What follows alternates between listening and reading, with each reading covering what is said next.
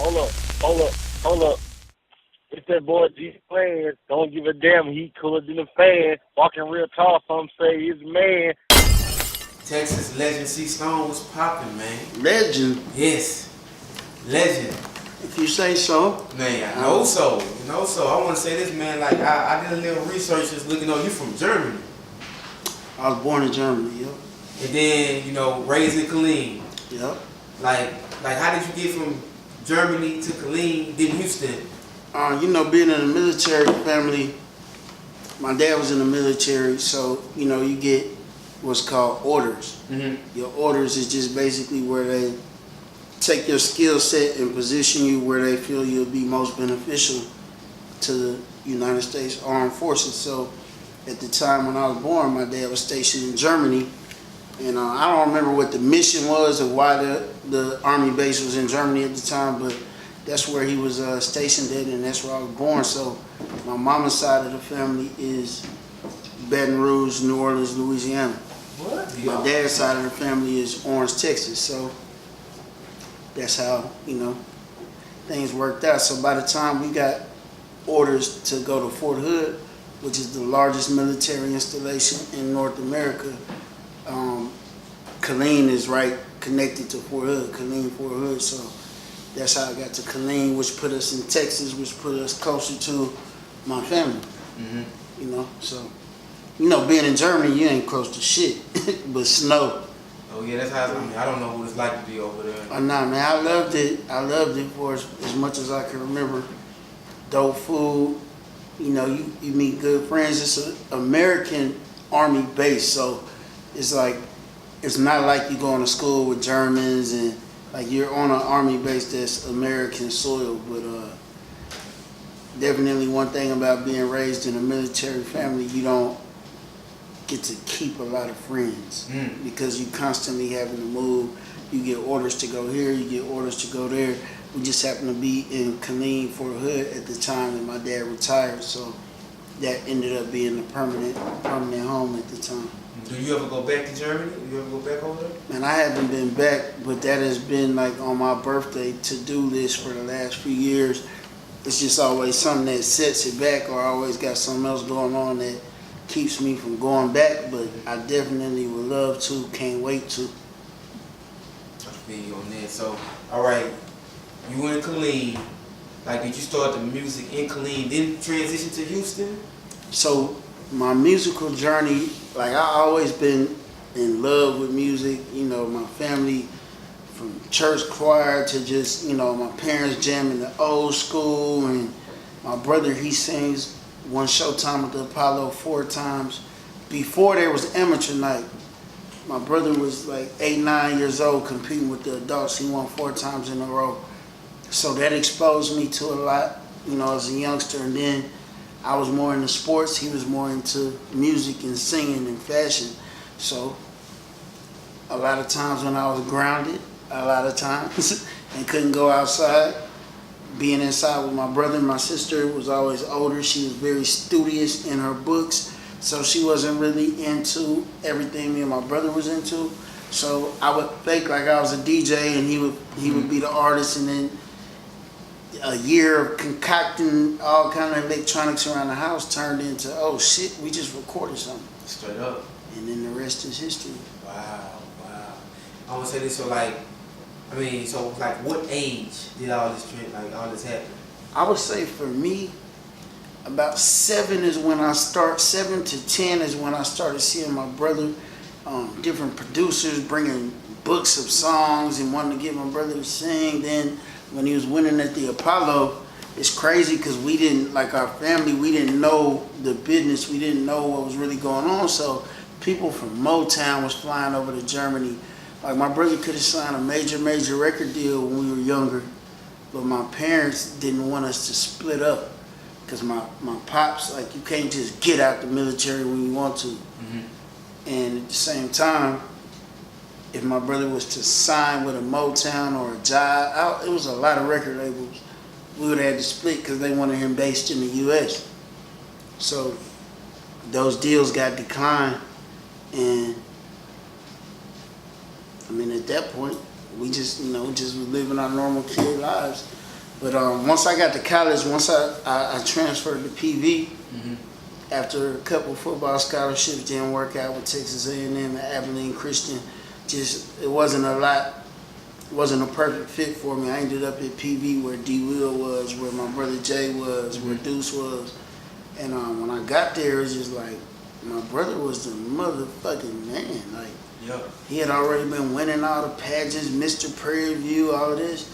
So shit, me and D Will, we put our bread together and invested and said, all right, we gonna CEO this thing, Jay the artist, like we gonna push Jay.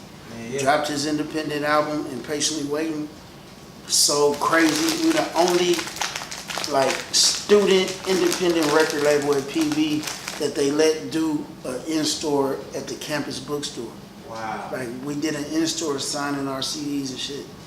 So crazy. Like I remember we all bought cars and shit off of that CD. Like when physical copies were still moving. So yeah.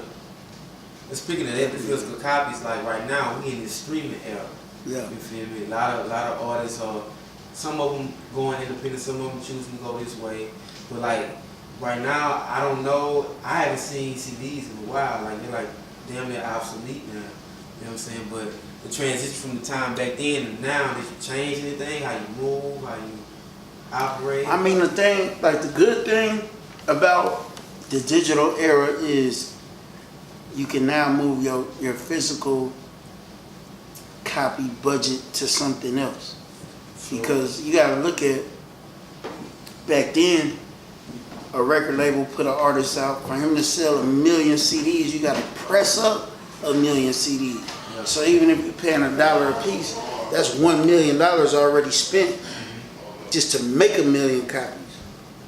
So now you don't have to spend that $1 million. Yeah. You can invest that in your marketing, your touring, etc. So I like physical because I engage with people. You know, if I walk up to you and I'm offering to sell you a CD, you either buying it right now or you're not. So now with the digital wave, I tell somebody my CD is out or my project is out. I don't know if they're gonna go download it right now. If they, oh yeah, I'm gonna download, I'm gonna get it. Physical, you know they got it right now. You bought it from me. So, I mean, but when you're a business and when you love this and you got a passion for the musical side of creating the music, and you got a love and a passion for the production side and the CEO side and the distribution side and the label side, you just grow with the game. You grow with the industry. You grow with the what's the word? Technology. Yes. And that's what I love about it. It's like a challenge every time, you know? Yeah, you definitely doing your thing. It's like not only the music. I see when I walked in, I saw a lot of mouthpieces. So you went to grills, I'm guessing? Everywhere I go, man, I idolize Dame Dash. Like, I had never heard him say any of these philosophies until I watched the Drink Champs interview last night, and we think alike. Like, you gotta, if you're gonna make a career out of something, you gotta love it so you don't feel like you're working. And then once you get paid for it, that's that particular hustle loving you back. True, because look, well, it's 2, 3 o'clock in the morning. It's 3 o'clock. You doing and you here because this is what you love. You got a passion for it. You're not thinking about, let me go ahead and get to the last one and I'm asleep. Like, my energy, my love for what I do keeps me up. So everywhere you see me, you're gonna see D Will with the camera. We filming something. My vision, you know, with the visuals, Breadwinner Films. Like, that's my brother's company, his brand. So I'm gonna give him something to document and put on film, on camera, that can be later sold, and it's just us being us. Grills. I got Grills on Wheels where I'm a mobile.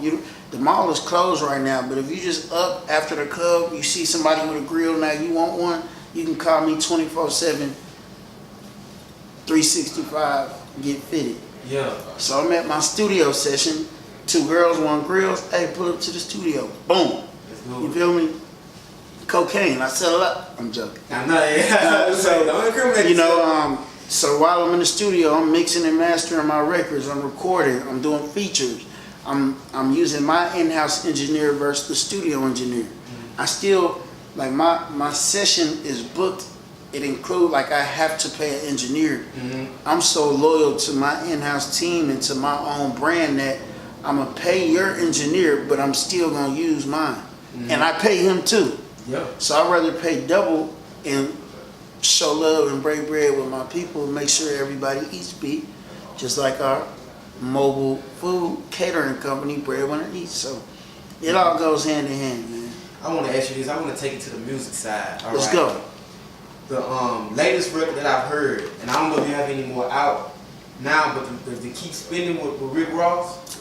Amazing. And it's a great record. I heard it before I came here. Yeah. And I'm always into it. I think I heard it earlier before, but I couldn't remember. I'm not sure, but I had to go back. Like, we're gonna see Stones, so then we go check out. Yeah. Just have a fresh. And I see you got the MMG thing on. So, yeah. Like, how did they come about? Like, what's your relationship with Rick Ross? I met Ross traveling with Johnny Dang, my partner, my brother. I met Ross traveling with Johnny, and 10 years plus back, we would go drop off jewelry to Ross for the Ross.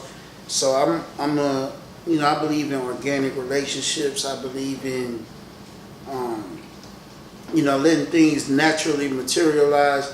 So all those early years, I never, I would make sure Ross knows I do music and that I'm an artist. But every time we would come and see Ross, I would never just keep handing them CDs or, stuff. I just would, hey, we here for this. I idolize you as a CEO, a mogul in the making. I idolize you as an artist, a hustler, all of that. I just kept it 100. I was just being me. And fast forward, there's a whole lot of Rick Ross questions I can answer, but fast forward until about 2 years ago, we was in the studio and he's like, hey, C Stone, come here. All the years you've been around, anything I ever asked you to do, you came through for me. Anything I needed you to, you just always came through. You're a good ear, you're intelligent, you can articulate. I watched your Breakfast Club, like I did my research, I'm checking you out on the gram, I'm loving everything you're doing. You ain't never asked me for nothing, so I'm about to bless you with a verse tonight, and it can mean 0 to you or it could be 100 million. He said, I took a chorus and turned it into 40 million. Every day I'm hustling. That's how he talking to me. I took a chorus and turned it into 40 million. I'm going to give you a whole verse. It's whatever you make it. And so he said, man, I could give you 10,000. I can give you 100,000. You ain't never asked me for nothing, so here go this verse. Did the record, and he ate. I mean, it wasn't no free verse. It wasn't no, he ain't give me no throwaway song or just, hey, go through these. This shit I ain't used. Pick one. It's yours. Nah, see Stone, what's up? Yeah.